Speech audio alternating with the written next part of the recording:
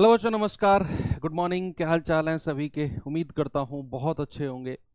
तो चलिए भाई, एक दिन की छुट्टी और फिर हम लोग अपनी जो क्लास है, अपना जो वीक है वो शुरुआत करते हैं। और आज हमारा जो चैप्टर है उसकी एक क्लास हमारी ऑलरेडी पहले हो चुकी है। दैट वाज अ प्रोपोर्शन, यानी कि समानुपात।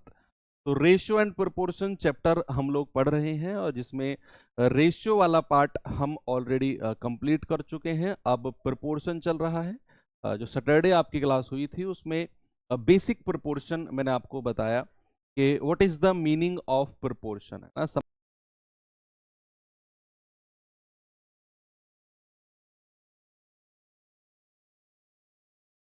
प्रोपोर्शन यानी कि सम अनुपात। जब दो रेशियो हमारे इक्वल बन जाते हैं तो उनको बोलते हैं समान अनुपात। और उसके ऊपर एक टाइप का सवाल हमने किया। आज चलो बढ़ाते हैं इसी चीज को थोड़ा सा आगे। लेकिन उससे पहले कल एक होमवर्क सवाल भी मैंने आई थिंक आपको दिया था। जल्दी से आप लोग मुझे बताएंगे कि इस सवाल का जवाब क्या था। सभी लोग बताएंगे।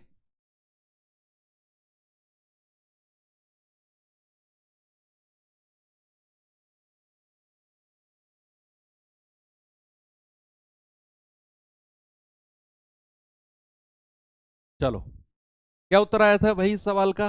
जरा बताएंगे। राम राम सभी को। गुड मॉर्निंग, गुड मॉर्निंग भाई। अवकाश के लिए थैंक यू। संडे मतलब एक दिन आपको इसलिए नहीं दिया जाता कि आप पूरे दिन मौज काटो, वेब सीरीज देखो, सो नहीं। संडे के दिन होता है कि आपकी जो भी बैकलॉग रहा, जो भी क्लासेस आपकी छुट्टी अगर किसी की हो तो उनको कंप्लीट करें। और जो प्रॉपर क्लास कर रहे हैं उनको वर्कशीट वगैरह का रिवीजन करने का टाइम मिल जाए, उनके लिए ये दिन इसलिए दिया जाता है। लेकिन आप लोग पता नहीं इसका क्या ही मतलब निकालते होगे। चलो देखते हैं। सवाल करें कि वह भिन्न ज्ञात करो जिसका 1/27 से वही अनुपात है जो 3/7 का 5/9 से है। हमें बताना है वह भिन्न। मैंने मान लिया वह भिन्न ए है और उसका 1/27 से क्या अनुपात है? ये होगा भाई ए अनुपात 1/27। अब कह रहा है यही अनुपात किसका है? 3/7 का 5/9 से। 3/7 का 5/9 से। बस ये आप सवाल को अब सॉल्व कर सकते हो। देखो, जब भी आपसे बोले ना कि ए का बी से अनुपात, ए का बी से अनुपात, इसका मतलब होता है ए अनुपात बी। तो अगर वो कह रहा है 3/7 का 5/9 से, मतलब ए अनुपात बी। 3/5 अनुपात 5/9। अगर वो कहेगा जिसका, जिसको मैंने ए मान लिया, तो ए का 1/27 से अनुपात, यानी कि ए अनुपात 1/27। तो पहले और लास्ट के की मल्टीप्लाई, दूसरे तीसरे की मल्टीप्लाई। तो ए गुणा 5/9 बराबर 1/27 गुणा 3/7।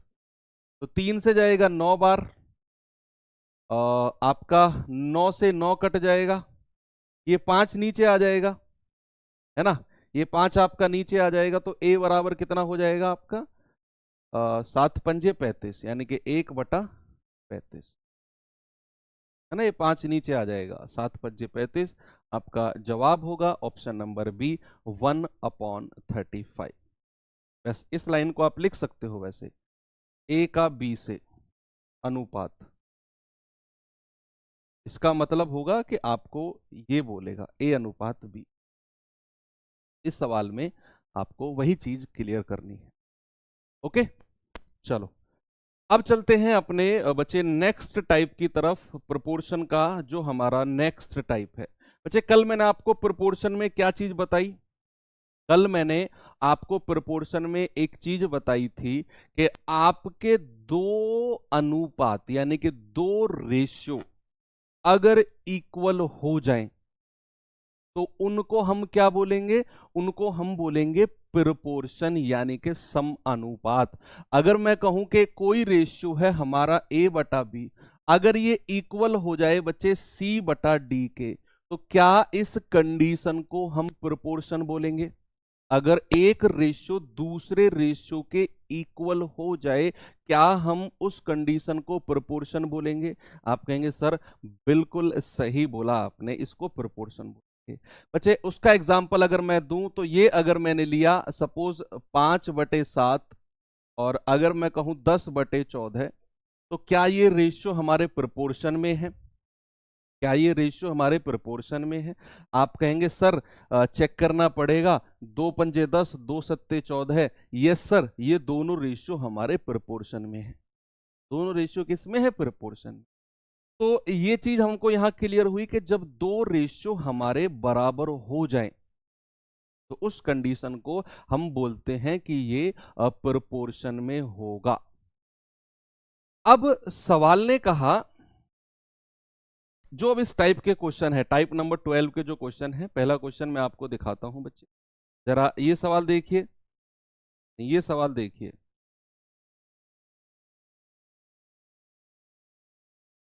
देखेंगे जरा इस सवाल को।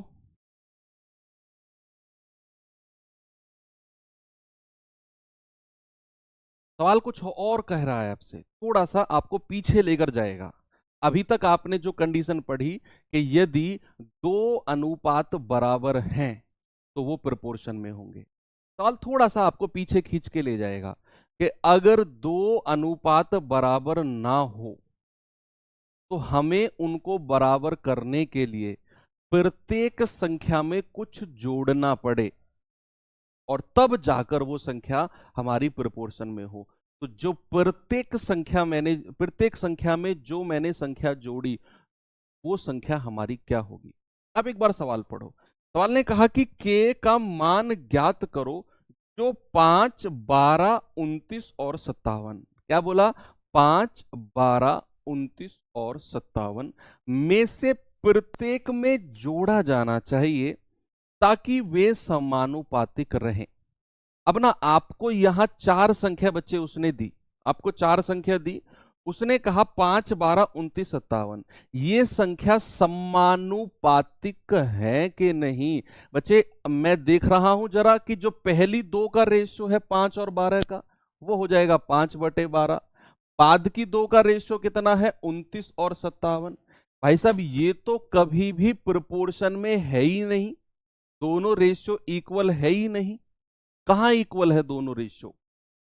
लेकिन सवाल ने कुछ और बोला है बच्चे, सवाल ने बोला है कि k का मान ज्ञात करो जो जो मतलब ये k के बारे में बोलेगा, जो इन चारों संख्या में से प्रत्येक संख्या में जोड़ा जाना चाहिए। यानी कि वो k को हर संख्या में जोड़ रहा है और k के जुड़ने के बाद जो संख्या बनेगी ना, वो संख्या हमारी समानुपातिक हो। अभी जो ये चार संख्या आपको दिख रही है ना, 5, 12, 29, 27, 57, ये प्रोपोर्शन में नहीं है, ये प्रोपोर्शन में नहीं है। कह रहा है कि k एक ऐसी संख्या है जो इन चारों में जुड़ेगी, 5, 12, 29, 57 में, और तब जाकर जो हमें संख्या मिलेंगी ना, वो संख्या प्रोपोर्शन में होगी। तो बताओ k का मान क्या होगा? तो क्या मैं k को हर संख्या में जोड़ दूं? इसमें भी, क्योंकि सवाल कह रहा है इसमें भी और इसमें भी, और अब k के जुड़ने के बाद ये संख्या हमारी प्रोपोर्शन में हो गई। अब हमें k का मान बताना है।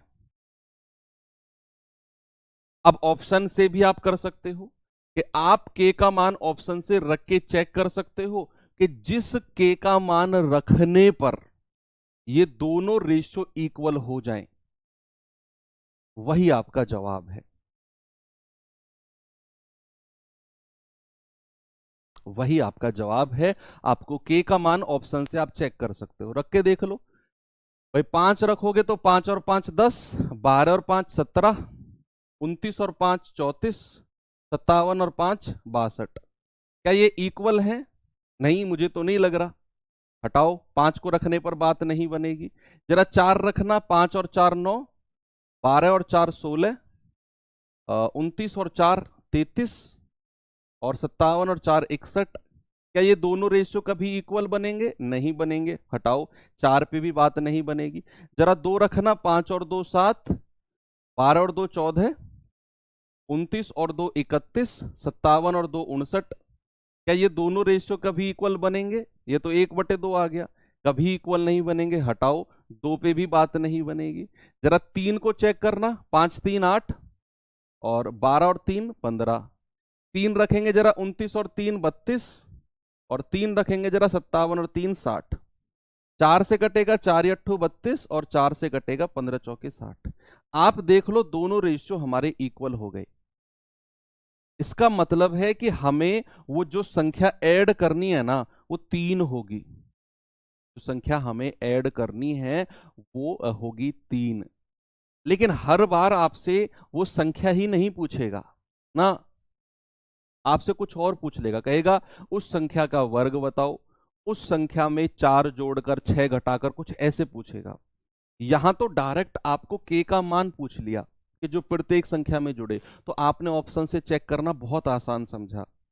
लेकिन अगर मैं बिना ऑप्शन के जाऊं तो सामने देखो बच्चे, सभी लोग कमेंट मत करो, सामने देखो, अगर मैं बिना ऑप्शन के जाऊं तो मेरे पास क्या क्या तरीके हो सकते हैं के की वैल्यू निकालने के। देखो, एक तो सबसे जो पहला तरीका हमारे दिमाग में आएगा, पता है वो क्या है? सर क्रॉस मल्टीप्लाई कर लो, इसकी इसमें और इसकी इसमें। बच्चे अगर आप क्रॉस मल्टीप्लाई करते हो तो सवाल आपका थोड़ा सा बड़ा चला जाएगा। जी हाँ, सवाल थोड़ा सा बड़ा चला जाएगा आपका, कैलकुलेशन इसमें थोड़ी सी बढ़ जाएंगी आपकी।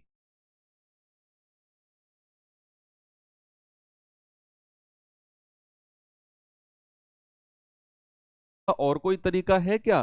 के की तो सर वैल्यू निकालनी पड़ेगी हमको, भाई के की वैल्यू निकाले बिना काम थोड़ी चलेगा, के की वैल्यू तो निकालनी पड़ेगी। एक तो तरीका ये था कि जो के का मान पूछा था आपने ऑप्शन से टिका के चेक किया तो दोनों रेशियो बराबर मिल गए।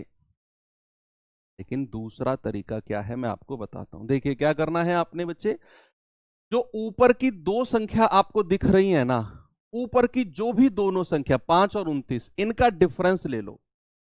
इनका डिफरेंस कितना आएगा? इनका डिफरेंस आएगा 24 सॉरी, इनका डिफरेंस कितना आएगा? 24, अंतर। अंतर अगर मैं इन दोनों का डिफरेंस ले लूं, इनका डिफरेंस बताना जरा, 7 में से 2 गया 5, 5 में से 1 गया 4, ये आ गया 45, 45। ऊपर का डिफरेंस कितना? ऊपर का डिफरेंस है 24 इन दोनों संख्या का, और नीचे का डिफरेंस है 45 इन दोनों संख्या का। अब आपने क्या करना है, जो एक तरफ का पार्ट है ना, या तो इसको या फिर इसको, किसी भी एक को, सपोज जैसे मैंने कहा 5 प्लस के बटे 12 प्लस के, इसको बराबर कर दो किसके? 24 बटे 45 के, 24 बटे 45, यानी कि ये चला जाएगा आपका 3 अट्ठू 24 और 15 तिया 45, 8 बटे 15 के। और अब आप क्रॉस मल्टीप्लाई कर लो, अब आप क्रॉस मल्टीप्लाई कर लो, हो जाएगा सवाल। अब जैसे ही आप क्रॉस मल्टीप्लाई करते हो बच्चे, 15 की 5 में करोगे 15 5 75 प्लस 15 की के में करोगे 15 के बराबर 8 की मल्टीप्लाई इधर करोगे 12 अट्ठे 96 प्लस, और 8 की मल्टीप्लाई के में करोगे 8 के। तो ये अब क्या होगा बच्चे, ये 8 के जो प्लस का है इधर आकर 15 में से घट जाएगा, तो 15 के माइनस 8 के, और ये 75 उधर जाकर 96 में से घट जाएगा, तो ये कितना बचेगा? 21 7 के। तो के बराबर कितना आ गया? 21 बटा 7 यानी कि 3। तो हमारी के की वैल्यू कितनी आ गई? हमारी के की वैल्यू आ गई 3। यहां तो संख्या में बोल रहा है कि के का मान ज्ञात करो जो 5 12 29 27 प्रत्येक में जोड़ा जाना चाहिए। अगर सवाल में यह भी होता ना कि घटाया जाना चाहिए, घटाया जाना चाहिए, तब भी आपका मेथड यही होता, उस केस में भी आपका मेथड यही होता कि ऊपर की दोनों का डिफरेंस नीचे की दोनों का डिफरेंस, किसी एक पार्ट को आप 24 बटे 45 के बराबर करोगे, क्रॉस मल्टीप्लाई करोगे तो के का मान आसानी से बिना कोई द्विघातीय क्वाड्रेटिक इक्वेशन के आपको मिल जाएगा। एक और सवाल आपको मैं कराता हूं बच्चे, एक और सवाल बताता हूं मैं आपको। आपकी जीडी 2023 का आया हुआ सवाल है, जरा देखेंगे इसको, बताओ जरा।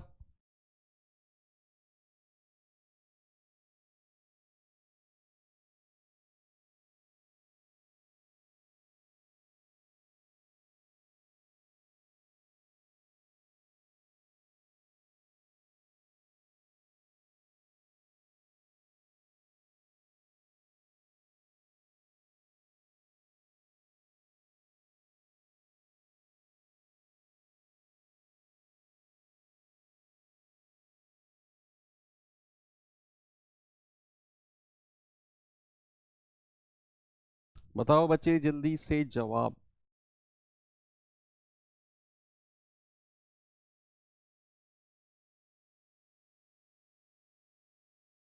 सवाल है कि जब 7, 9, 11, 15 प्रत्येक में से समान संख्या घटा दी जाती है तो परिणामी संख्या समानुपातिक होंगी।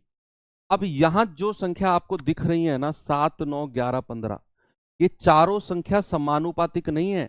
सवाल कह रहा है कोई एक संख्या ऐसी है जिसको आप इन चारों में से घटाओगे, कह रहा है ना प्रत्येक में से समान संख्या घटा दी जाती है, परिणामी संख्या समानुपातिक होती है। घटाने पर जो हमें चार संख्या मिलेंगी ना, वो प्रोपोर्शन। तो इस बार वो संख्या घटा रहा है। मान लो मैं 7 में से कुछ संख्या घटा रहा हूं, के बटे 9 माइनस के बराबर 11 माइनस के बटे 15 माइनस के। इस बार घटाने की बात कह रहा है, तो आप ऑप्शन से जा सकते हो, कोई दिक्कत नहीं है। मैं कह रहा हूं कोई दिक्कत नहीं, ऑप्शन से आप जा सकते हो कि आप ऑप्शन चेक करो कौन कौन सी संख्या घटाने पर बात बन रही है। सपोज मैंने 3 ऑप्शन लिया, 7 में से 3 गया 4, 9 में से 3 गया 6, 11 में से 3 गया 8 और 15 में से 3 गया 12। क्या ये दोनों रेशियो इक्वल हैं? 2 दूनी 4, 2 तिया 6, 4 दूनी 8, 4 तिया 12, 2/3, 2/3, यस बराबर है। तो ऑप्शन नंबर ए मेरा सही हो जाएगा। ठीक है, ऑप्शन से आपने कर लिया। लेकिन अगर ऑप्शन में कुछ और पूछा होता, उठ पटांग चीज पूछ ली, तो हमें बिना ऑप्शन के करना पड़ेगा। तो ऊपर के दोनों का डिफरेंस 4, नीचे के दोनों का डिफरेंस 6। तो किसी एक को आप 4/6 के बराबर कर दो, 7 माइनस के बटे 9 माइनस के बराबर 4/6। तो 2 दूनी 4, 2 तिया 6। अब आप क्रॉस मल्टीप्लाई कर लो, तो आप कहेंगे कि सर 3 की मल्टीप्लाई करेंगे, 3 सत्ते 21 माइनस 3 की करेंगे 3 के बराबर 2 की करेंगे 2 नाम 18 माइनस 2 के। अब क्या करना है बच्चे, जो ये माइनस का 3 के है ना, ये अगर उधर जाएगा तो प्लस का 3 के बन जाएगा। सामने देखो सभी बच्चे, अगर ये माइनस का 3 के उधर जाएगा तो प्लस का बन जाएगा, और इधर माइनस का 2 के पहले से ही है, तो 3 के प्लस का हो गया और माइनस का 2 के, और ये 18 इधर आकर 21 में से घटेगा, तो कितना आ गया 3 बराबर के। तो के का मान कितना मिल गया 3। आप ऐसे भी कर सकते, ठीक है, कोई दिक्कत नहीं है किसी को, आराम से आपने कर लिया।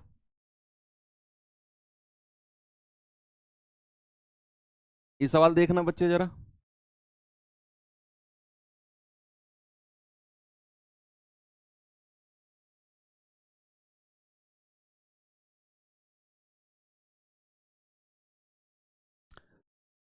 कल पता है क्या करेंगे, कल ऐसा करें कि पूरा जो हमने रेशियो प्रोपोर्शन पढ़ा है, एक मिसलेनियस क्लास करा दूं कर आपको, पूरे चैप्टर का रिवीजन भी हो जाएगा, है ना, और कोई इक्का दुक्का सवाल अगर छोटा होगा किसी तरह का, वो भी इंक्लूड हो जाएगा। ऐसा सोच रहा हूं मैं कि हर चैप्टर के बाद एक कंप्लीट चैप्टर की आपकी मिसलेनियस क्लास करा दूं, उसमें जो पीछे का 8-10 दिन में हमने पढ़ा है वो भी आपका रिवाइज हो जाए। हर टाइप से मैं एक सवाल ले भी लूं, और 1, 2, 4 सवाल जो अलग से भी मुझे अच्छे लगे उनको भी ले लूं। कैसा रहेगा ये, ठीक रहेगा? और उसके बाद फिर हम अपने नेक्स्ट चैप्टर की तरफ बढ़ें,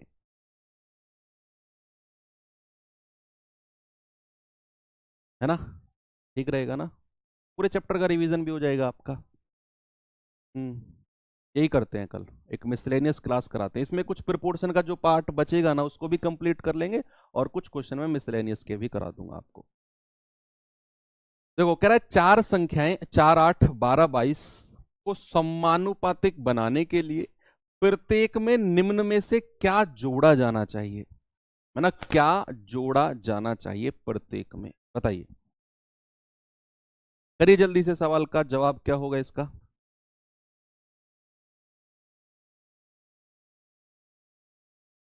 बच्चे आपका सिलेबस में थोड़ा सा ना अलग तरीके से कराना चाह रहा हूं, मतलब मैंने खुद ने ये मॉडिफिकेशन सोचा है कि ऐसा हो तो अच्छा रहेगा।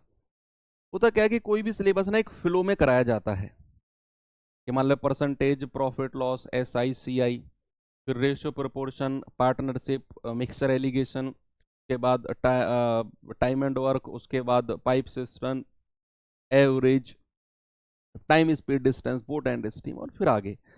लेकिन मैंने सोचा है कि आपको पहले मैं वो चैप्टर्स कराऊं जहां से 100% सवाल बनता है, हर बार बनता है, जिस चैप्टर के बिना पेपर में सवाल ऐसा हो ही नहीं सकता कि वहां से सवाल ना बने, और मैं करा भी ऐसा ही रहा हूं। देखो मैंने परसेंटेज कराया, 101% एक क्वेश्चन बनना है।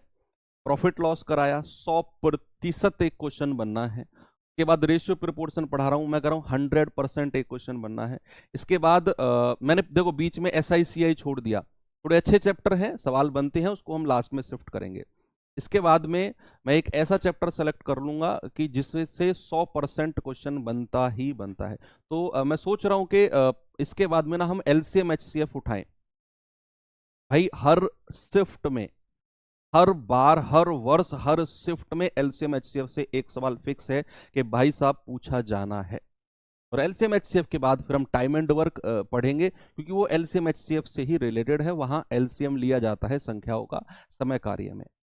तो ये कुछ इस तरीके से इस बार हम एक्सपेरिमेंट करते हैं, तो हमारे सबसे पहले वो चैप्टर मजबूत हों जिनसे 101% क्वेश्चन बनता ही बनता है, जिससे ये है कि यार सवाल बन जाए। भाई जैसे पार्टनरशिप है, आप मुझसे कहो सर 100% बनेगा, कि मैं तो नहीं कहूंगा भाई नहीं बनेगा, बन जाए, एग्जामिनर की मर्जी है। तो क्यों पार्टनरशिप पे हम अपने, अभी तो हम एनर्जी में है ना, कोर्स से जुड़े हैं, महीना 1.5 महीना हुआ है, तो एनर्जी में है, तो पार्टनरशिप जैसे चैप्टर पे जहां सवाल बनने के चांसेस 10%, 5% है, क्यों उसमें अपना दिमाग मारे भाई, लास्ट में करेंगे उसको। कह रहा है कि चार संख्याएं हैं, प्रत्येक को समानुपातिक बनाने के लिए क्या जोड़ा जाना चाहिए, है ना। तो जोड़ने की बात कर रहा है, तो 4+k/8+k बराबर 12+k/22+k, प्रत्येक संख्या में वो जोड़ने की बात कर रहा है। तो बच्चा क्या इसका जवाब आएगा, जल्दी से आप मुझे बताओ। आप कहेंगे कि सर 4 और 12 का डिफरेंस 8, 8 और 22 का डिफरेंस 14 है, तो किसी एक को 8/14 के बराबर कर लो, 4+k/8+k बराबर 8/14। तो 2 चौके 8, 2 सत्ते 14, क्रॉस में मल्टीप्लाई आप करोगे तो आपको k का मान डेफिनेटली मिलेगा भाई। 7 चौके 28 प्लस 7k बराबर 4×8 32 प्लस 4k। बड़ी संख्या की तरफ ले जाओ छोटी संख्या को, ये 28 है, उधर ले जाओ, 32 में से घटेगा, और ये 4 इधर ले आओ, तो 7k माइनस 4k बराबर 32 माइनस 28, तो 3k बराबर 4, और यहां से k बराबर कितना हो जाएगा, 4/3।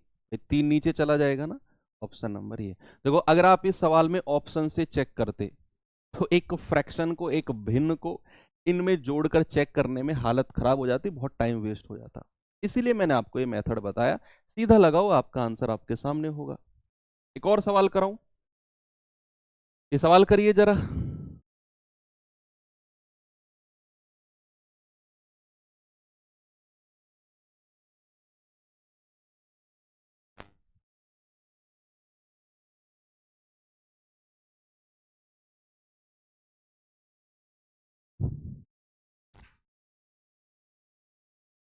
सवाल कह रहा है 19, 28, 55, 91 में से x घटाने पर प्राप्त संख्याएं समानुपात में हैं, तो what is the value of x, क्या होगा जवाब।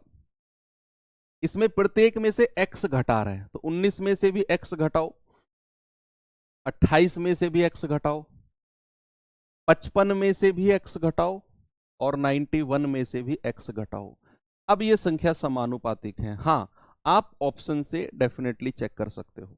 ऑप्शन रखो और देखो कि कौन सी संख्या रखने पर ये दोनों रेशियो हमारे बराबर हो जाएंगे। भाई इनका डिफरेंस कितना है? 15 में से 9 गए 6, 4 में से 1 गया 3। इनका डिफरेंस कितना है? 11 में से 8 गए 3, 8 में से 2 गए 6। तो 19 माइनस एक्स बटे 28 माइनस एक्स बराबर 36 बटे 63। तो क्या मैं ये कह सकता हूं 9 चौके 36 और 9 सत्ते 63? अब आप क्रॉस में मल्टीप्लाई कर लो और आपके सामने x का मान दौड़ कर आएगा। कैसे? आप 7 की मल्टीप्लाई करोगे 19 सत्ते 133 माइनस 7x बराबर 4 की करेंगे 28 चौके 112 माइनस 4x। क्या करेंगे? इस माइनस के 7x को उधर ले जाओ तो ये प्लस का 7x हो जाएगा, और इस 112 को इधर ले आओ। 133 माइनस 112 बराबर 7x माइनस 4x। ये कितना आएगा? 3x बराबर 3 में से 2 गया 1, 13 में से 11 गए 2, तो x कितना आ गया? 21 बटा, और ये 3 नीचे आ जाएगा। 3 सत्ते 21, यानी कि आपका जवाब है ऑप्शन नंबर बी 7। मजा आया? आगे बढ़े। चलो ये सवाल करिए। अब जैसे ये सवाल आ गया, अब यहाँ ऑप्शन से हम चेक नहीं कर सकते हैं। अभी तक हमसे ना वो संख्या पूछ रहा था कि वो संख्या बताओ जिसको घटाने पर प्रत्येक संख्या समानुपातिक हो, जिसको जोड़ने पर संख्याएं समानुपातिक हो। लेकिन इसमें तो उसने भाई साहब कुछ और पूछ लिया। ऑप्शन से जाने वालों भाई, अब आपको क्या करना होगा? अब आपको मेथड से ही जाना होगा। वो कह रहा है 24, 40, 33, 57 में से प्रत्येक में x घटाने पर संख्याएं समानुपात में हैं। अब आपसे x का मान नहीं पूछा, आपसे पूछा है 5x प्लस 12 और 4x प्लस 15। बताओ। तो आप कहेंगे कि सर प्रत्येक में से x घटा रहा है, तो 24 माइनस एक्स बटे 40 माइनस एक्स बराबर 33 माइनस एक्स बटे 57 माइनस एक्स। अब आप यहां से x की वैल्यू निकालो और उसके बाद फिर हम 5x प्लस 12 और 4x प्लस 15 का रेशियो बनाएंगे। ठीक है। इन दोनों का डिफरेंस कितना है? 6 और 3 9। इन दोनों का डिफरेंस कितना है? 17। किसी एक को 9 बटे 17 के बराबर कर दो, 24 माइनस एक्स बटे 40 माइनस एक्स बराबर 9 बटे 17। क्रॉस मल्टीप्लाई करो और सवाल का जवाब दो मुझे क्या होगा। तो भाई अगर मैं 17 की मल्टीप्लाई करूंगा, 17 चौके 68 हासिल का 6, 17 दूनी 34 और 6 40 माइनस 17x बराबर 9 की गुणा करेंगे 9 चौके 36 यानी कि 360 माइनस 9x। अब क्या करेंगे? जो बड़ी वाली संख्या माइनस में है इसको ले जाओ उधर और 360 को इधर ले आओ, तो 408 माइनस 360 बराबर 17x माइनस 9x। तो ये बचेगा 8x बराबर 48। तो x कितना आ गया? 48 बटे 8 यानी कि 6। x तक आपने निकाल दिया कि x की जो वैल्यू होगी वो होगी 6। अब हमसे पूछा क्या है? हमसे पूछा है 5x प्लस 12 अनुपात 4x प्लस 15। तो x की वैल्यू अगर मैं 6 रखूंगा तो 6 पंजे 30, 30 और 12 42। और x की वैल्यू अगर मैं 6 रखूंगा तो 6 चौके 24 और 15 39। तो 3 से जाएगा 14 बार और 3 से जाएगा 13 बार। हमारा जवाब कितना हो गया? 14 और 13।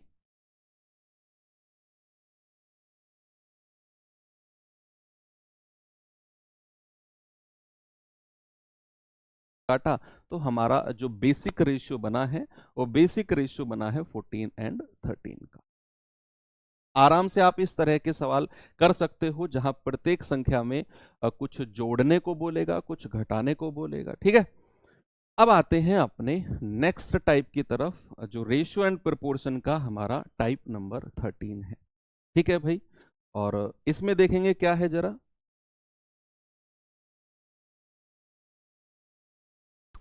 बच्चे इसमें ना हमसे दो तीन चीज पूछी जाएंगी, मैं आपको बता देता हूं क्या क्या है वो।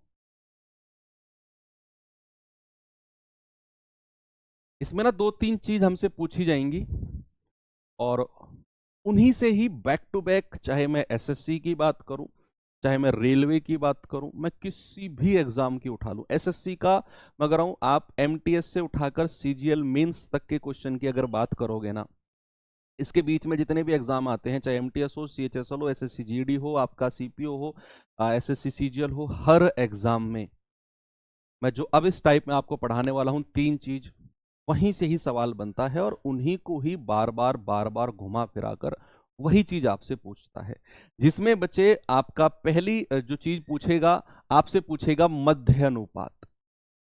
मध्यानुपात, मध्यानुपात, इसको इंग्लिश में क्या कहते हैं? Mean proportion, mean proportion, mean proportion, ठीक है। मध्य अनुपात। तो मध्य अनुपात होता क्या है, कैसे निकालते हैं, पहले मैं आपको वो बता देता हूं, फिर इसका एक फॉर्मूला है, वो फॉर्मूला ही आपने ध्यान में रखना है। क्या होता है बच्चे, कोई दो संख्या देगा, दो संख्या के बीच की वैल्यू पूछेगा, बताओ इनका मध्य अनुपात क्या होगा। दो संख्या देगा और उनके बीच की मध्य अनुपात यानी कि मीन प्रोपोर्शन पूछेगा। मध्य का मतलब क्या होता है? बीचों बीच, यानी कि इनके बीच में एक ही संख्या होगी जो मध्य में होगी। भाई किन्हीं भी जो दो संख्या का अगर मैं सेंटर पॉइंट पूछूंगा तो दो संख्या का सेंटर तो एक ही होता है ना, मध्य एक ही होता है ना, तो एक ही संख्या होगी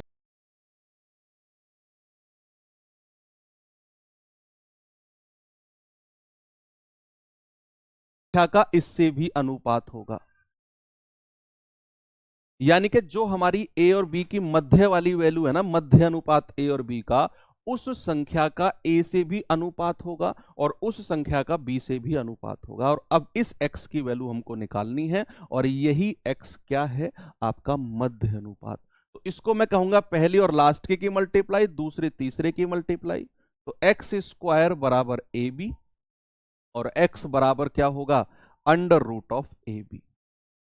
और यहां पर हम कह सकते हैं कि हमारा जो x है यही मीन प्रोपोर्शन है। यही क्या है? Mean proportion. x ही हमारा मीन प्रोपोर्शन है। आपको दो संख्या देगा, इस तरह से नहीं देगा,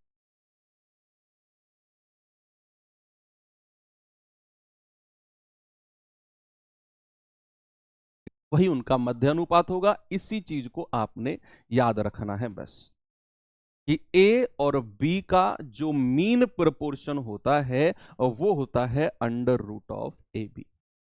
क्या होता है? अंडर रूट ऑफ ए।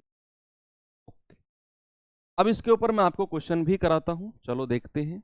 जरा ये सवाल देखिए, आपकी एसएससी जीडी 2024 का ही पूछा गया सवाल है बच्चे। एसएससी जीडी 2024 का, जो अभी लेटेस्ट में 2-3 महीने पहले आपका एग्जाम हुआ है, उसी से ही आपका सवाल बना है। जरा बताएंगे इसका जवाब क्या है। सवाल है 21 और 189 का मध्य अनुपात क्या होगा?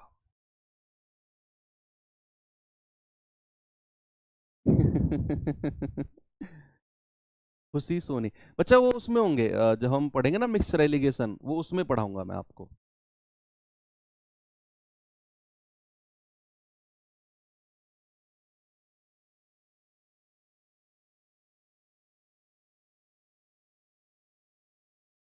देखो, अब यहां हमको दो संख्या दे दी, 21 और 189, कह रहा है इनका मध्य अनुपात बताओ। बच्चे रूट के कुछ मैं आपको रूल बता देता हूं, पहले रूट के कुछ रूल पढ़ लेते हैं।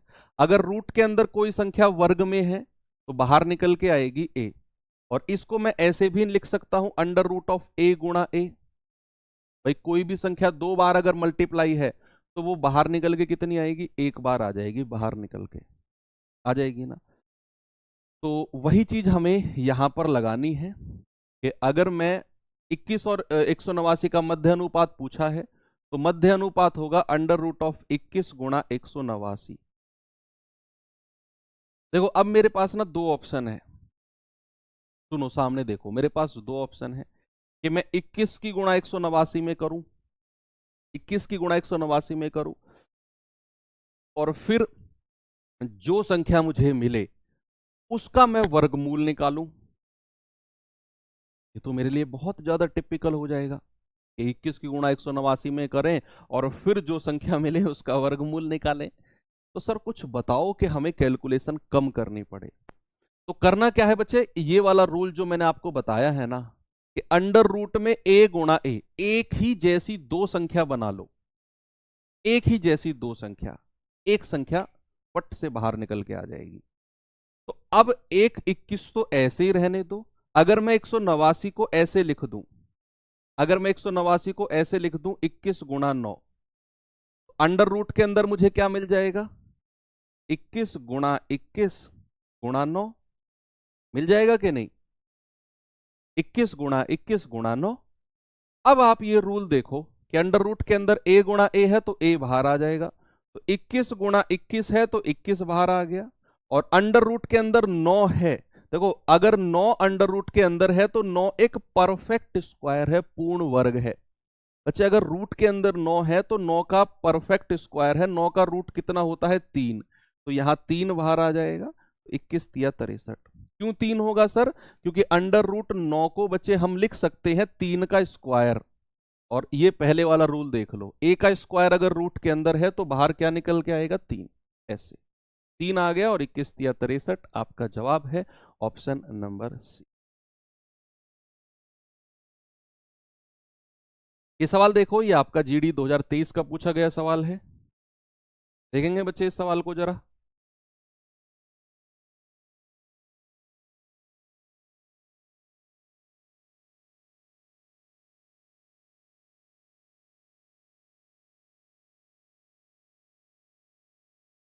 सवाल है 0.64 और 0.81 के बीच मध्य अनुपात यानी कि मीन प्रोपोर्शन क्या होगा। तो जरा देखेंगे कि भाई 0.64 और 0.81, अगर मैं ये पॉइंट हटा दूं तो पॉइंट के बाद कितनी संख्या है 2, तो नीचे 2 जीरो आ जाएंगी। अगर मैं ये पॉइंट हटा दूं तो पॉइंट के बाद 2 संख्या है तो नीचे 2 जीरो आ जाएंगी। अब आप जितनी भी संख्या यहां देख रहे हो बच्चे सामने देखो, थोड़ा सा ना हमको स्मार्ट स्टडी करना है। देखो अब अगर मैं 64 की 81 में गुणा करूं, अब पता है रूट के अंदर मुझे क्या मिल गया, 64 गुणा 81 बटे 100 गुणा 100। अब मुझे रूट के अंदर 1 2 3 और 4, मैं 4 संख्या देख पा रहा हूं, और चारों की चारों संख्या परफेक्ट स्क्वायर है, पूर्ण वर्ग है कि नहीं। भाई 64 भी एक पूर्ण वर्ग है, 81 भी पूर्ण वर्ग है, 100 भी पूर्ण वर्ग है, और 100 भी पूर्ण वर्ग है। तो फिर मुझे इनको मल्टीप्लाई करने की जरूरत है ही नहीं। मैं जानता हूं कि 64 का जो वर्गमूल होता है वो 8 होता है, क्योंकि 64 को हम लिख सकते हैं 8 का स्क्वायर, और यहां से 8 बाहर आ जाएगा। 81 का वर्गमूल होता है 9, क्योंकि 81 को मैं लिख सकता हूं 9 का स्क्वायर, और यहां से 9 बाहर आ जाएगा, बटे 100 का 10 होगा, और इस वाले 100 का भी 10 होगा। 8 नाम 72 बटे 100, भाई 10 धाम 100, यानी कि 0.72। आपका जवाब कितना है, ऑप्शन नंबर ए। आ गया सभी का, कोई दिक्कत नहीं है, आगे बढ़ सकता हूं। ये सवाल करिए, जीडी 2023 का ही पूछा गया सवाल है।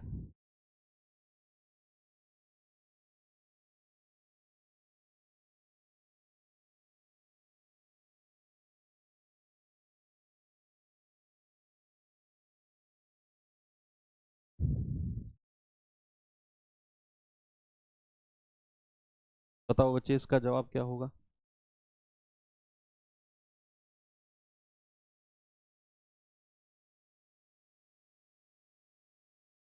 सवाल करें एक्स बटा वाई और वाई बटा जेड के वर्गों का, भाई उसने पूछा इनके वर्गों का मध्य अनुपात बताओ। एक्स बटा वाई और वाई बटा जेड, इनके वर्ग करो, इनके स्क्वायर करो, और उनका आपने मध्य अनुपात यानी कि मीन प्रोपोर्शन बताना है। तो मुझे लग रहा है तो आसान है, बहुत आसान है ये तो, है ना। तो x बटा वाई का वर्ग करोगे तो x बटे वाई का ऐसे ही वर्ग कर दो, y बटा जेड का वर्ग करोगे तो y बटे जेड का वर्ग ऐसे ही कर दो, और अगर मैं इनका मीन प्रोपोर्शन पूछूंगा तो गुणा करके अंडर रूट कर दो। Very simple. भाई इनका उसने बोला कि पहले तो इनका वर्ग करो, स्क्वायर करो, तो x बटा वाई का स्क्वायर, y बटा जेड का स्क्वायर, और मल्टीप्लाई करके वर्गमूल निकाल दो। क्या फर्क पड़ता है। अब कितना आसान हो गया देखो। मैंने आपको एक चीज बताई थी कि अगर रूट के अंदर कोई संख्या वर्ग में है तो बाहर वो पूरी की पूरी संख्या निकल के आ जाएगी। अब जैसे यहां x बटा वाई का वर्ग है तो बाहर निकल के क्या आएगा, x बटा वाई। अब यहां y बटा जेड वर्ग में है तो रूट से बाहर निकल के क्या आएगा, y बटा जेड। y से y कट गया, हमारा आंसर कितना आ गया, x बटा जेड। ऑप्शन नंबर डी बिल्कुल सही है, x बटा जेड। कितना आसान है।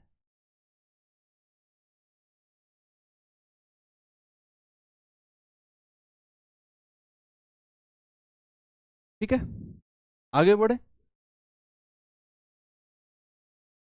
ये सवाल देखिए।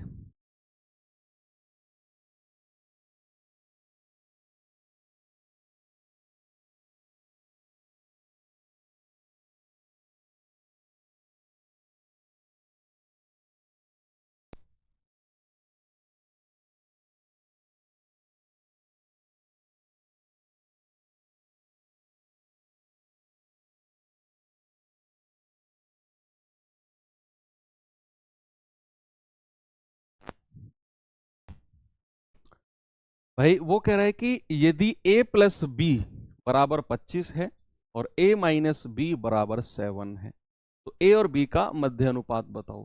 सबसे पहले तो हमें a और b की अलग अलग वैल्यूज चाहिए, है ना। तो हमें दिया हुआ है a प्लस बी बराबर 25 और a माइनस बी बराबर 7। बच्चे ये मैंने आपको सिखाया है कि अगर आपको a प्लस बी दिया हो और a माइनस बी दिया हो, यानी कि प्लस और माइनस सेम संख्या के साथ प्लस और माइनस अगर लगा हो, और अगर मुझे a की वैल्यू चाहिए तो मैं क्या करूंगा, इन दोनों को जोड़ूंगा, 25 प्लस 7 और 2 से डिवाइड कर दूंगा। कितना आएगा, ये आएगा 32/2, यानी कि आप कहेंगे सर 16। अगर मुझे b की वैल्यू चाहिए प्लस और माइनस जिसके साथ लगा है, तो मैं क्या करूंगा, बड़े में से छोटा घटाऊंगा और 2 से डिवाइड कर दूंगा। यह आएगा 18/2 यानी कि 9। तो हमें a की वैल्यू मिल गई 16, b की वैल्यू मिल गई 9। अब बस इनका हमें a और b का मध्य अनुपात बताना है, तो a गुणा b कर दो रूट में, तो अंडर रूट में 16 गुणा 9। देखो 16 और 9 को मल्टीप्लाई मत करना, मल्टीप्लाई करने से पहले ना सोचो, थोड़ा सा देखो सवाल को गौर से। क्या 16 और 9 को मल्टीप्लाई करने की जरूरत है, कोई जरूरत नहीं है। आपको पता है कि 16 भी एक पूर्ण वर्ग है, परफेक्ट स्क्वायर है, और 9 भी एक पूर्ण वर्ग है, परफेक्ट स्क्वायर है। बच्चे देखो, अगर आपको अपनी कैलकुलेशन तेज करनी है ना, तो 1 से लेकर 30 तक के तो स्क्वायर याद कर लो, वर्ग वर्ग याद कर लो, और 1 से लेकर 11 12 तक के आप घन याद कर लो, क्यूब। ठीक है, 1 से लेकर 30 तक के तो स्क्वायर याद कर लो, 1 का स्क्वायर, 2 का स्क्वायर, 3 का स्क्वायर, 4 का स्क्वायर, और 1 से लेकर 12 तक के घन यानी कि क्यूब याद कर लो। कैलकुलेशन बहुत आसान आपकी हो जाएंगी। अभी तो आने वाले जब हम नंबर सिस्टम, अपना सिंप्लीफिकेशन, सर्ड सिंडेसिस पढ़ेंगे तो वहां इनका बहुत काम आने वाला है। वहां तो मैं स्पेशली आपसे बोलूंगा कि इनको याद करना कंपलसरी है। बढ़िया है, आप अभी याद कर लो। देखो 16 भी एक परफेक्ट स्क्वायर है, 4 बाहर आ जाएगा। 9 भी एक परफेक्ट स्क्वायर है तो 3 बाहर आ जाएगा, और 4 तिया 12। मेरा जवाब होगा ऑप्शन नंबर सी। ठीक है, आगे बढ़ू। तो ये कहानी तो हो गई मध्य अनुपात की। मध्य अनुपात का एक दो क्वेश्चन और मेरे पास है वैसे, तो मैं देख लेता हूं, टाइप नहीं हो पाए थे।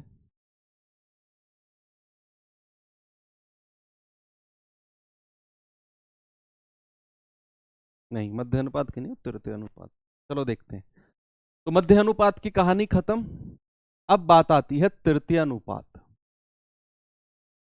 मैंने आपसे बोला था ना, 3 चीज है जिनसे ही सवाल कंपलसरी बनता है। तो मीन प्रोपोर्शन, दूसरा आता है third proportion. Sir second proportion कहाँ गया? सेकंड प्रोपोर्शन हो नहीं, कुछ नहीं, मतलब होता है लेकिन उससे सवाल नहीं बनता। वो सेकंड प्रोपोर्शन उसी में आ जाता है, ए अनुपात बी समानुपात सी अनुपात डी, इसको बोलते हैं सेकंड प्रोपोर्शन। वो सवाल पूछेगा इसी से पूछ लेगा। लेकिन जो मेनली सवाल पूछा जाता है मीन, थर्ड और उसके बाद में फोर्थ प्रोपोर्शन। ठीक है, ओके। चलो जरा देखते हैं तृतीय अनुपात थर्ड प्रोपोर्शन क्या होता है। भाई कोई दो संख्या आपको देगा और बता पूछेगा कि इनका थर्ड प्रोपोर्शन क्या होगा। ए और बी का थर्ड प्रोपोर्शन यानी कि तृतीय अनुपात क्या होगा, ये आपसे पूछेगा। ए और बी का थर्ड प्रोपोर्शन जरा देखते हैं किस तरीके से इसको लिखा जाता है कि जो ए का रेशियो बी से होगा वही रेशियो इस बी का एक्स से होगा, जो कि हमारा थर्ड प्रोपोर्शन होगा। भाई इन दो संख्या के बाद ही हमें वो तीसरी संख्या चाहिए जो थर्ड प्रोपोर्शन होगी। तो जो रेशियो ए का बी से होगा वही रेशियो बी का तीसरी संख्या से होगा। तो बस आपको पहली और तीसरी की मल्टीप्लाई करनी है, दूसरी की और तीसरी, पहली और चौथी, दूसरी तीसरी की। तो ए एक्स बराबर बी स्क्वायर, तो यहां से x कितना आ गया, बी स्क्वायर अपॉन ए। आपने जो ध्यान में रखना है केवल यही याद रखना है, जहां पर x क्या है, x है आपका थर्ड प्रोपोर्शन, तृतीय अनुपात। आपने केवल इतनी बात ध्यान में रखनी है कि अगर दो संख्या हमको दी हो और उनका थर्ड प्रोपोर्शन तृतीय अनुपात पूछेगा तो वो होगा बी स्क्वायर अपॉन ए। यानी कि ए और बी दो संख्या हैं, इनका थर्ड प्रोपोर्शन होगा बी स्क्वायर अपॉन ए। और कोई भी दो संख्या का मध्य अनुपात under root of a b, तृतीय अनुपात बी स्क्वायर अपॉन ए। सवाल है जरा देखिए इसे।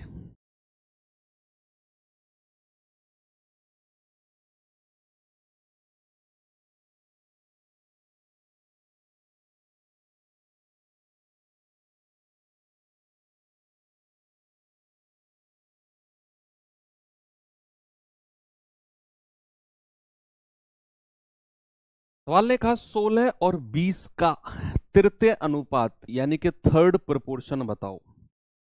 ए और बी का थर्ड प्रोपोर्शन क्या होता है बच्चे? आपको मैंने अभी बताया, वो होता है बी स्क्वायर अपॉन ए। और बी क्या है? ये तो ए हो गया, ये बी हो गया।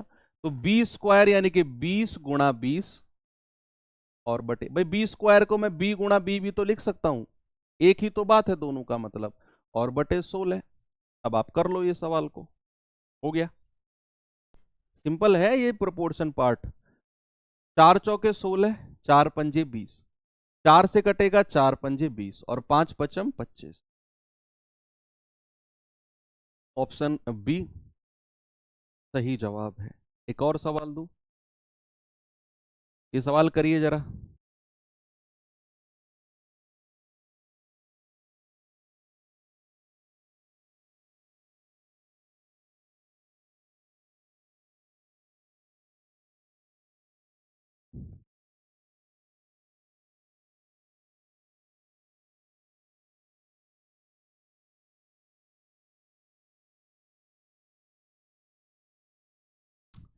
सवाल है ए और बी स्क्वायर अपॉन 4a का तृतीय समानुपात निकालो। वो होगा बी स्क्वायर अपॉन ए, यानी कि आपको इसका स्क्वायर करना पड़ेगा, बी स्क्वायर अपॉन 4a का स्क्वायर और अपॉन ए यानी कि ए, ये वाला ए। भाई दो संख्या दे रखी है, एक तो ये और एक ये, इनका थर्ड प्रोपोर्शन पूछा है तो इस वाली का वर्ग करोगे और बटे पहली वाली संख्या आप कर दोगे। ठीक है, तो इसका वर्ग अगर हम करते हैं तो b का वर्ग करोगे तो 2 दूनी 4, b की पावर कितनी हो जाएगी 4, और 4 का स्क्वायर होता है 16 और a का स्क्वायर होता है a स्क्वायर। ठीक है, और ये बटे a का स्क्वायर, ये a तो हमारा है ही है, तो ये कितना हो जाएगा b की पावर 4 बटे 16, और ये a की मल्टीप्लाई इसमें कर दो ये हो जाएगा 16a³। तो b की पावर 4, 8 कैसे आ रहा है? b स्क्वायर होगा ना, 2 दूनी 4, b की पावर 4 होना चाहिए, 4 का तो कोई मतलब होता ही नहीं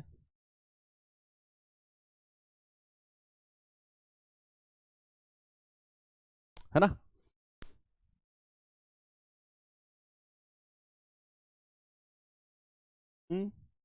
बी स्क्वायर अपॉन 4, अगर ये b की पावर 4 होता तो फिर ये आपका 8 तब बनता, तब आपका 8 बनता। मान लो अगर यही सवाल ऐसे होता ना, b के स्क्वायर की जगह b की पावर 4 होता, तो फिर हम करते b की पावर 4 अपॉन 4 a का वर्ग, तब इसका आंसर होता b की पावर 4 दूनी 8 बटे 4 चौक 16 a स्क्वायर, तब हम ऐसे करते।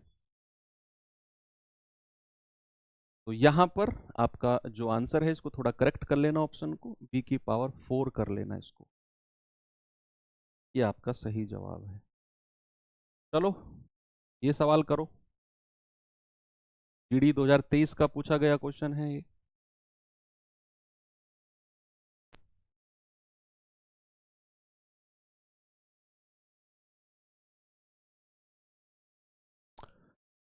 सवाल कह रहा है b square minus a square और b square minus a b, इसका थर्ड प्रोपोर्शन यानी कि तृतीय अनुपात, अब बताइए क्या होगा। तो हमें पता करना है बी स्क्वायर यानी कि b square minus a b और इसका स्क्वायर बटे ए यानी कि b square minus a square. अच्छा एक चीज होती है ए स्क्वायर, अगर ये b square minus a square आपको दिया हुआ है ना, इसका मतलब होता है बी प्लस ए और बी माइनस ए। ठीक है, इस B square minus a square का मतलब होता है बी प्लस ए और बी माइनस ए। अब यहां से इसका वर्ग करने से पहले ना एक काम करो, आप b कॉमन ले लो। अगर आप b कॉमन ले लोगे तो अंदर बचेगा b माइनस ए और इन सभी का वर्ग। अभी मैंने वर्ग किया नहीं है, अभी मैंने क्या किया, यहां से b को बाहर ले लिया, तो एक b तो यहां से बचा क्योंकि स्क्वायर था, और a ये बचा, और नीचे वाले को क्या लिख दो, b प्लस ए और b माइनस ए। अब वर्ग कर दो ऊपर वाले का, तो बी स्क्वायर और b माइनस ए का स्क्वायर अलग अलग स्क्वायर हो जाएंगे अपॉन बी प्लस ए और b माइनस ए, है ना भाई। मैंने क्या किया समझेंगे एक बार, मैंने किया ये कि b square minus a b दूसरी संख्या थी, उसका स्क्वायर करना है और बटे पहली संख्या। तो जो नीचे वाली संख्या है उसको मैंने इस तरीके से लिखा, ये एल्जेब्रिक आइडेंटिटी होती है, हम सर्ड सिंडिसिस में पढ़ेंगे घातांक करनी में। ऊपर वाले को स्क्वायर करने से पहले मैंने b को बाहर निकाल लिया, अंदर बचा b माइनस ए, एक b यहां से a यहां से। अब मैं स्क्वायर करूंगा तो b का स्क्वायर तो ये हो जाएगा और b माइनस ए का स्क्वायर ये। अब b माइनस ए से एक b माइनस ए कट गया, बचेगा क्या, b स्क्वायर और b माइनस ए, क्योंकि एक ही तो कटा है, और अपॉन b प्लस ए। ऑप्शन चेक करना जरा, ये रहा ऑप्शन नंबर बी। ये आपका जीडी 2023 का पूछा गया क्वेश्चन। ऐसे सवाल भी पूछे गए हैं भैया, तो बी प्रिपेयर। अब आते हैं हम अपने फोर्थ प्रोपोर्शन की तरफ। ठीक है, एक हमारा तीसरा पार्ट बच गया है, फोर्थ प्रोपोर्शन यानी कि चतुर्थ अनुपात।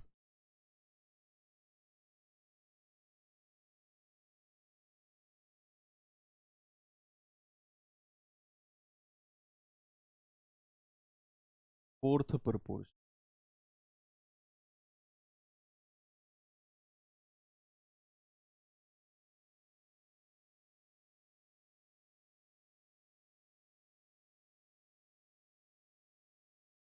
Fourth proportion. ठीक है, चतुर्थ अनुपात। तो क्या होता है चतुर्थ अनुपात?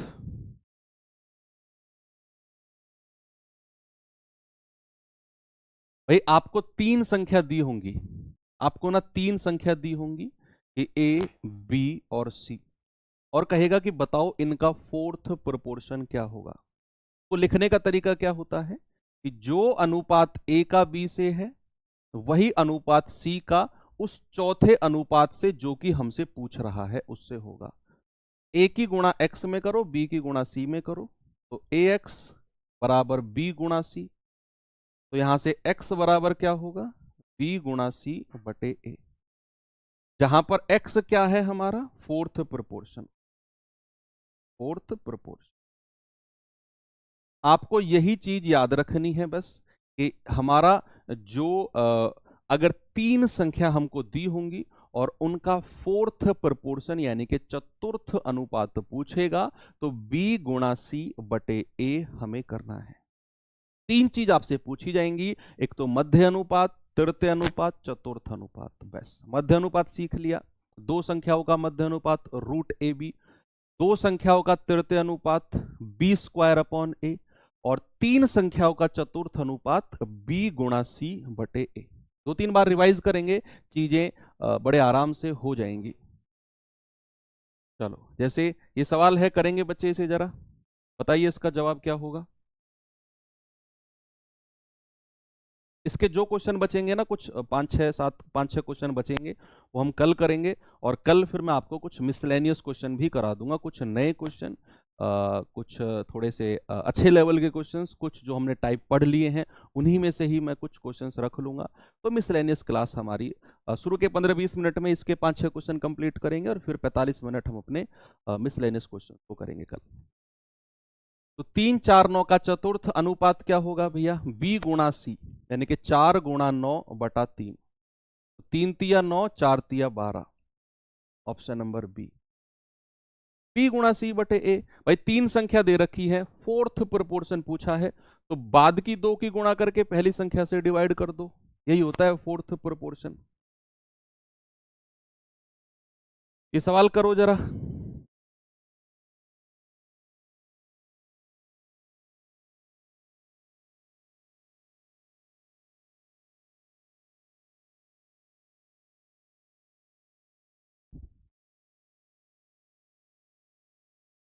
कि ये आपको तीन संख्या दे रखी हैं और चतुर्थ अनुपात पूछा है। बच्चे आप एक चीज देखना, रूट ए, ये कल भी शायद मैंने आपको बताया था, रूट ए गुणा रूट बी होता है अंडर रूट ऑफ ए गुणा बी, बताया था ना ये मैंने आपको। और एक चीज और देख लेना, रूट ए बटे रूट बी अगर अलग अलग हैं तो इनको मैं एक ही रूट में ले सकता हूं, रूट ए बटा बी। ये भी एक हमारी रूल होता है, उसे भी आप ध्यान में रखेंगे। अगर आप का फोर्थ प्रोपोर्शन चाहिए तो आप कहेंगे b गुणा सी, रूट 8 गुणा रूट 21 बटे रूट 6। तो ये रूट ए पहला वाला रूल लगेगा, ये कितना हो जाएगा, 21 अट्ठे 168 बटे रूट 6। अब ये दूसरे वाला रूल लगेगा, तो ये अंडर रूट में क्या आ जाएगा, 168 बटे 6। तो 6 दूनी 12, 6 8 48, यानी कि अंडर रूट ऑफ 28। अब अंडर रूट ऑफ 28 को मैं क्या करूंगा भाई, यहां से इसको तोड़ लूंगा 4 गुणा 7 में, क्योंकि ऑप्शन में मुझे 7 दिख रहा है, मुझे ऑप्शन में 7 दिख रहा है, मतलब इसने जो अंडर रूट में 28 आया है इसको 7 में तोड़ा होगा। तो 4 गुणा 7, और 4 एक परफेक्ट स्क्वायर है, तो 4 का 2 बाहर आ जाएगा और अंडर रूट 7 नीचे बचेगा। आपका जवाब होगा ऑप्शन नंबर ए। एक कह रहा है सीजीएल लेवल का क्वेश्चन है सर, ये तो भाई साहब जीडी 2023 का पूछा गया क्वेश्चन है, ये नीचे कहीं नहीं देखते हो आप लोग। ठीक है, तो ये अंडर रूट 28 था, अंडर रूट 28 को मैंने तोड़ा 4 गुणा 7 में, तो 4 एक परफेक्ट स्क्वायर है, 2 बाहर आ जाएगा और 7 हमारा अंदर रहेगा। ऑप्शन नंबर ए हमारा बिल्कुल सही जवाब है। चलो बच्चे, एक सवाल अब मैं आपको होमवर्क में दे देता हूं, ये सवाल आप करना और मुझे जवाब बताना। कल 5-6 क्वेश्चन और बचे हैं इसके मिक्स, तो उनको करके फिर हम कुछ मिसलेनियस क्वेश्चन करेंगे। तब तक ये क्वेश्चन आप प्रैक्टिस करके आना और मिलते हैं नेक्स्ट सेशन में। थैंक यू, बाय बाय, जय हिंद।